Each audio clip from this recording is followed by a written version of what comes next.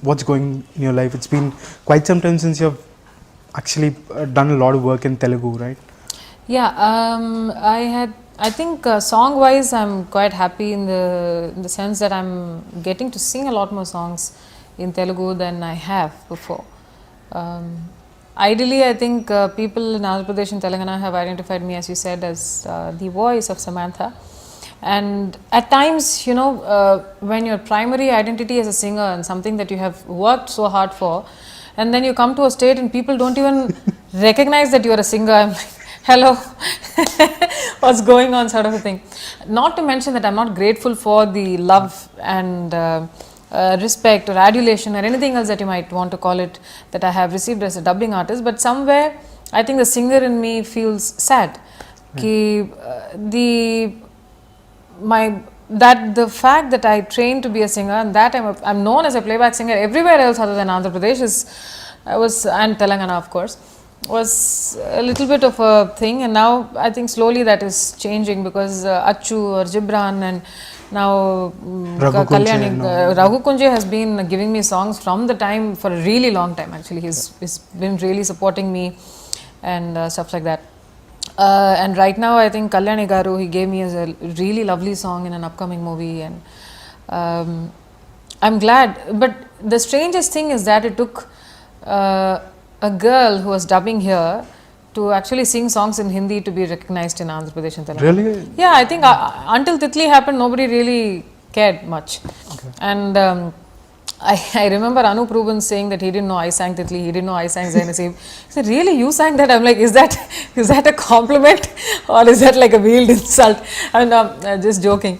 But yeah, Anup had no clue that I sang those Hindi songs. And so it took for people here to recognize me as a singer only after I started singing in Hindi, which is kind of ironical, but yeah, I guess that's how destiny takes its course. It's interesting that you talk about being recognized as a dubbing artist first and then as a singer, especially in Telugu, right? Did you take a lot of time to get used to that idea that you're probably more popular as a dubbing artist than as a singer in Telugu?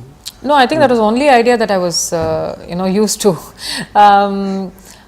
A lot of people mention when I do a couple of television mainstream media interviews, they say that they really love the song that I sang in Amrita, and I'm like, okay, then what happened, right? Yeah, right.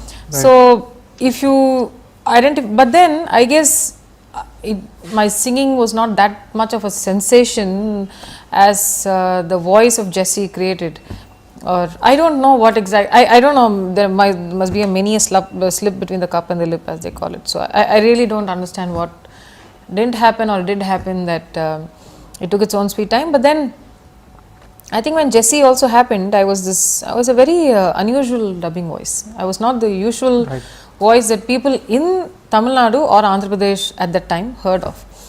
So I remember a playback singer telling me that unfortunately he's no more, the gentleman who sang Kevu Keka. Srilekha is also somebody who's given me a lot of songs through time. So when I went to sing a song for Srilekha, so this gentleman who sang Kevu Keka, he came to me and said, actually heroine lanti dubbing voice kaadu meedi, chala rough aina voice annaru. I'm like, yeah, I know that. I really know that. But incidentally, I think it took somebody like a Gautam Menon to bring in that different tonality, and it just goes to probably show that you sometimes have to throw something different at the audience for them to understand that, okay, this also can be there. Because, until then, simple things that, one of the biggest things I'm grateful for in dubbing is that when you become a dubbing artist, you actually get to know a lot of people behind the scene. You get to meet the cinematographer sometime, you get to meet the editor, you get to meet people who are doing the entire soundscape design for the film.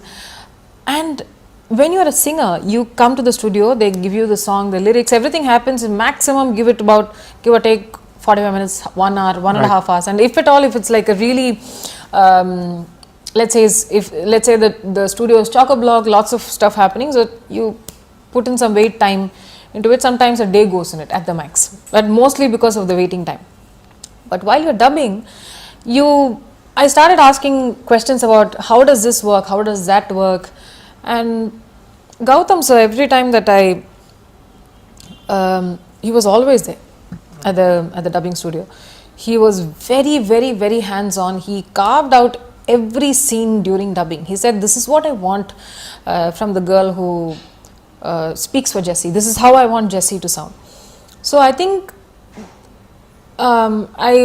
people keep telling me that did you ever think that your voice would have stuck to Samantha like this? I didn't think about all that. Honestly, I wasn't thinking, because before Vinay Tandivarvaya, I had voice tested for Trisha earlier, and for Bhima, if I'm not mistaken. So Lingasamy sir said it didn't work. Okay. So for that particular character in Bhima, it didn't work for Trisha, but for Jessie, that tonality worked, that I guess that voice projection worked. But if Jessie or the dubbing for Jessie was as successful, 50% of the credit goes to the sound engineer who recorded me, Mr. Mahesh. So he had a lot of work to do when you're actually dubbing line by line, going, that's all you're speaking, right? So when you're speaking so much, the intensity has to come through, plus the room noise. So how do you clean that? He cleaned it line by line and raised the voice levels. But Gautam sir was very clear. He doesn't want me to raise my voice. And when you raise your voice, your tone changes automatically. So which is why I keep saying that whatever adulation that I have got for Jessie, the 50% goes to the engineer, because I don't know if any other engineer would have taken that amount of, because everybody will say, no, raise your voice, I can't hear you. It happened once. I mean, if Gautam sir could create that tone, and then because it was Samantha's debut in Telugu, she'd already done a film in Tamil, it was her debut in Telugu, and because the film was such a huge hit, it just stuck. That's all I would say, because people, as soon as they saw this really lovely, pretty face on screen that was like a breath of fresh air, they heard this voice along with it, and hence people got used to it. That's all. I just keep saying that if it had not been me, if it had been any other XYZ who would dub for Samantha, they would have been equally popular. For more videos, please subscribe to iDream. Hi, this is Sai Kripa, strength coach. For more videos, please subscribe to iDream. And more videos, please subscribe to iDream Media. Hi, I am Trisha Reddy, fashion designer. Please subscribe to iDream Media. For more videos, please subscribe iDream Media. Please do subscribe to iDream. Hello, Nandarki Namaskaram. నేను మీ Getup Srinu. Please subscribe to iDream Media. iDream అంటే నా కళల channel subscribe చేసుకున్న నోరు తిరుగుతలేదు. మీరైతే గంట గుర్తు కొట్టండి.